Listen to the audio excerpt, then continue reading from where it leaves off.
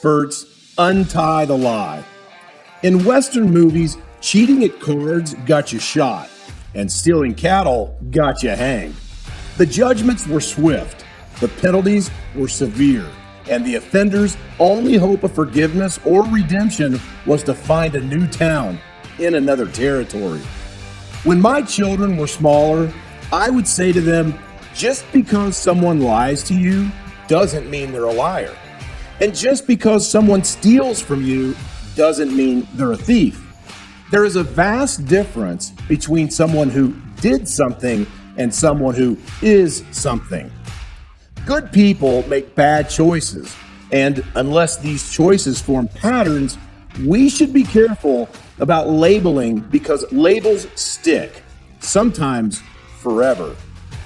Growing up, the moment I was in the presence of someone who knew my mother, I would hang my head in shame. Her crimes were printed in the newspapers and reported on the local news. And as a kid, I felt like the whole world knew. The moment someone identified me as that woman's son, I could hear the gavel hit the wooden block on the judge's bench. Over time, I became so accustomed to being associated with her sins that I began to label myself, metaphorically wearing a stamp on my forehead that read, "My mother's son." If we criticize someone enough times, or just one time with enough intensity, we run the risk of our words being repeated in that person's head 1,000 times over.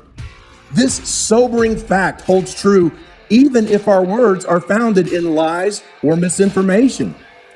Has anyone ever said you were ugly, stupid, lazy, or worthless? If so, you had to accept it as truth before it became truth. And just as easily as you accepted it, you can reject it. Hurtful words that are carelessly flung around out of anger, pain, or ignorance can become the knotted, twisted lies that alters one's self-image and take a lifetime to unravel. Was it fair for others to judge me for my mother's actions? Was it right? Was it just? Of course not. But what does fair, right, or just have to do with it? Anytime someone tells me that life isn't fair, I look them square in the eyes and say, compared to what? To cut myself loose from the lies of my past, I first had to eject the worn out loop tape I carried on my hip and throw it back into the dark abyss from where it came. Furthermore, I had to stop feeding, petting, and nurturing the negative opinions of others and take ownership for my part in these two-way affairs. To sum it up, people called me by a name that I didn't like, and I chose to answer to it, plain and simple. For 20 years, I saw myself as the son of a drug addict. I wore two labels, the one across my back that read, "Not good enough," and the one across my chest read, "Guilty by association."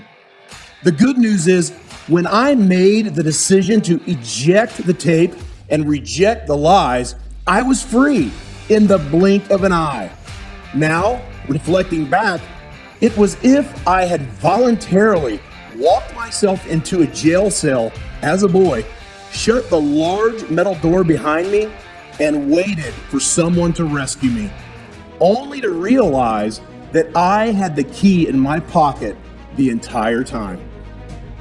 Self-pity feasts on crumbs, self-doubt thrives without proof, and self-acceptance grows with but a single decision. What ugly lie is living rent-free in your head? Are you ready to serve the eviction notice? Strength and honor.